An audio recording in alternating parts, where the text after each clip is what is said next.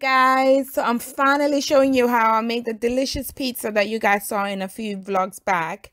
I make my dough the night before just so that it gets the chance to rest, develop gluten and all the juicy bits that it needs to get.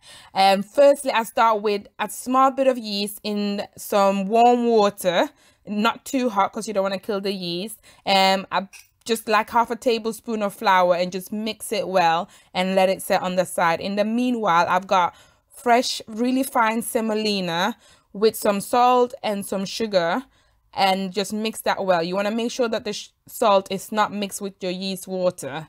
That's very important. The salt needs to be with the flour. Just add the water in slowly with the flour and mix it well. Just add water as needed. Add the yeast water first and then add the rest of the water in slowly and just keep working the dough, and add extra flour if you need to, but you won't need to if you add the water in slowly. And just let it rest after you've mixed it. Let it rest for about 10 minutes and then you start kneading it for about 20 to 25 minutes. You really want to get that gluten going in the yeast. I'm poking it now just to check its bounceability, if that's a word. And with pizza in Sweden, we very commonly eat it with something called pizza salad, and it's like a cabbage type salad with dressing. So if you make that the night before as well, you can leave it in the fridge. All it is just some vinegar, salt, pepper, honey, and some pizza herbs or pizza spices, so oregano or pizza herbs that you've got. Mix that really well. Chop some cabbage really finely, like really fine slices, and just mix that all in together. I'll put all your recipes for everything below, and you just want to pour it into a bowl and put it in the fridge. This is the dough, guys, the day after. As you can see, it's more than doubled it in size, and that's how you know the yeast was fine. Everything's good. Everything is as it should be.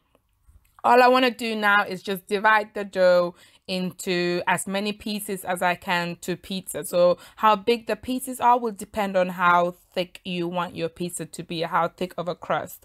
So this time when I was making it, I just wanted thin crust. So after I divided it, I worked the dough again until I get fine sort of round balls like this, and I just leave it to rest for a few more hours. So I did that in the morning when I first woke up and I saw the dough. So just separate it in the exact pieces that you want and then leave it to rest. Now I'm taking my individual pizza pieces and just putting it all out on my pizza tray. Again, because it's me and Joe, so it's two, because two become one.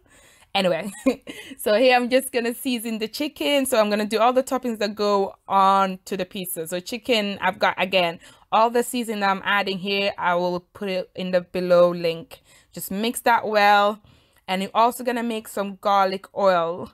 And all you need for that is just garlic and oil. It's very simple. Just as you can see there, I cook the garlic a little bit, and literally it will be like 2 minutes at most to 3 minutes, and then I pour it into my little oil bottle that you can see here that's got like a drizzle nozzle and then yeah, basically. So I'm making the barbecue pizza sauce for Joe because he prefers barbecue to tomato. So all I'm adding is just the ingredients, again, will be below.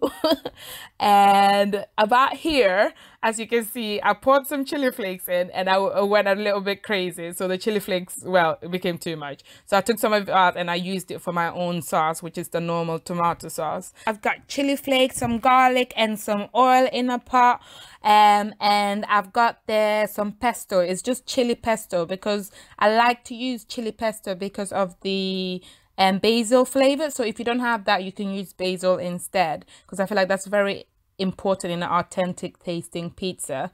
And now I'm just sieving in the tomatoes. Again, all the spices that I've used will be in the link below. I just want to sieve in. I prefer to sieve it in rather than use a blender. For some reason, I find that gives more of the smooth consistency that I want from the tomato.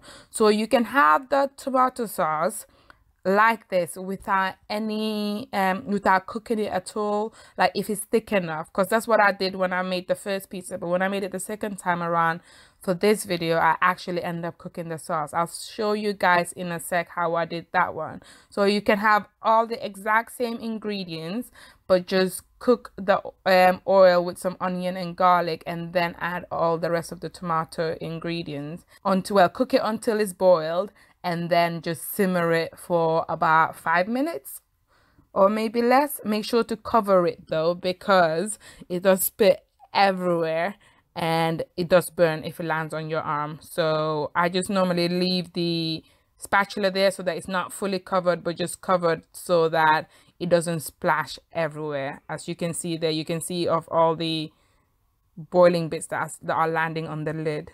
You then want to move on to make all your other toppings. So I just basically use the same pan for all of it. I'm using my garlic oil again, heat it up, add my mushroom, and here I just add some chili flakes, some salt and pepper, and yeah, I think that was it for that. And then I have peppers, which I didn't put anything on, some onions.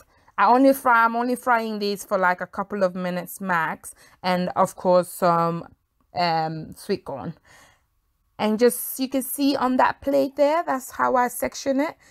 Right, so your chicken has been seasoned for a while. You want to make sure to heat up your frying pan. Make sure it's really hot before you add the oil in, otherwise the oil will burn without the pan being as hot as you need it to be. And once it's hot, just place the chicken on it, cook it on one side for about 3-4 minutes, and cook it on the next side. I sliced my chicken really thin so that it cooks quicker, and also the seasoning goes into it a lot better. Now you just want to lay it all out on your cutting board, let it rest for about 5 to 10 minutes, and then cut it. You don't want to cut chicken while it's still hot, because that's how you remove all the moistness. I know people don't like that word, but that's what I have to use. So now I'm just putting my sauce over the pizza, throw it in the oven between 5 to 10 minutes. That's all you need to cook it for. Take it out of the oven, put your toppings on, and then put it back in the oven for about 1 to 3 minutes, depending on your oven speed. Make sure your oven is on the hottest and highest, and that you have preheated your oven about 30 minutes prior to putting the pizza in. The oven needs to be really hot. But this is it. This is the end result. There you have the end result, guys. I hope you enjoyed this video, and sorry we didn't show our sexy little faces on this one, but I just wanted to drop a quick video just to let you know that we're thinking about you.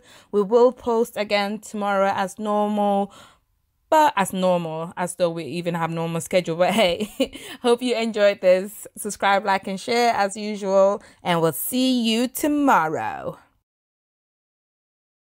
Play me like some like some rolling with guys I don't know.